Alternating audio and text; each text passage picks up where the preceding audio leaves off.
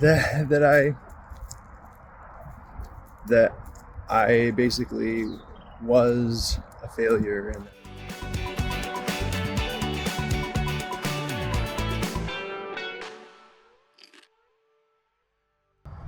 so what is a self-fulfilling prophecy? Well, a self-fulfilling prophecy is when you repeatedly say something and believe something enough, and then it then comes true and manifests itself in reality. So you tell yourself that you're no good at math, you tell yourself you're no good at math over and over and over again, and every opportunity that you have to improve your math skills you turn down because you've already determined you're good at math, or not good at math. So, back to previous video on labels, that's the trouble with applying these kind of labels on yourself and putting yourself in a box like that, is that it can also set your character up and set who you are up. And that was my issue. I had a narrative going in my life at one point, since I was always picked on and stuff like that, that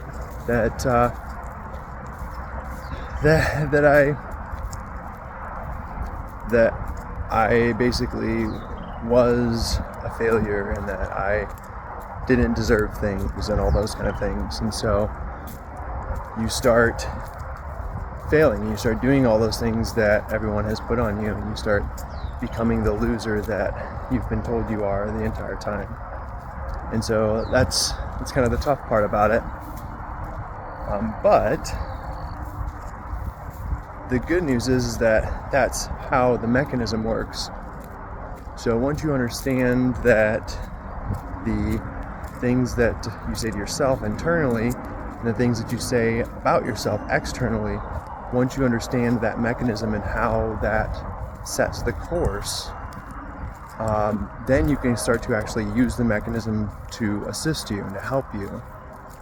Because it's amazing how many times you end up setting up for your own demise. So you have to kind of start to tell yourself a new story. Who do you want to be? And then you have to start speaking to that. So I am a person who wants to be good at math.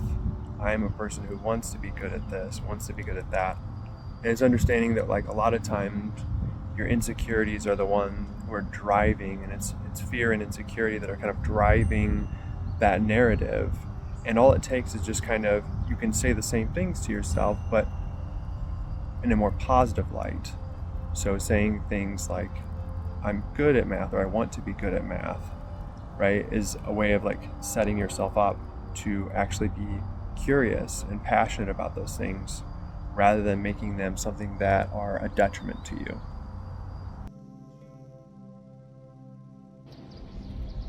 So then I guess the question is, what do we do about it?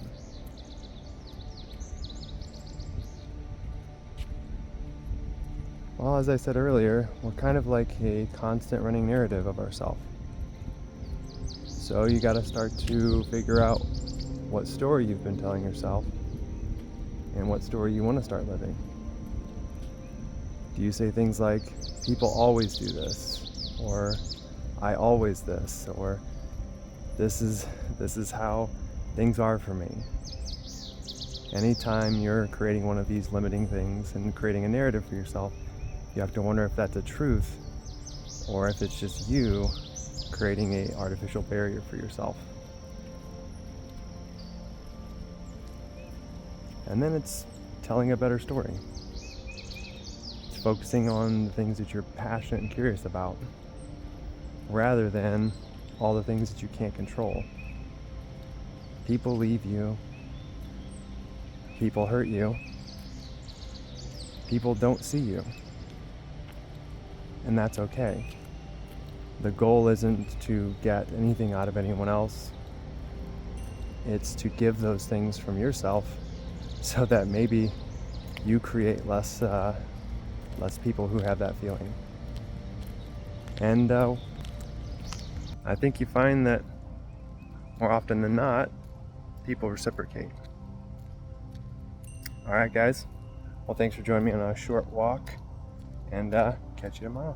2, 4, 5, out.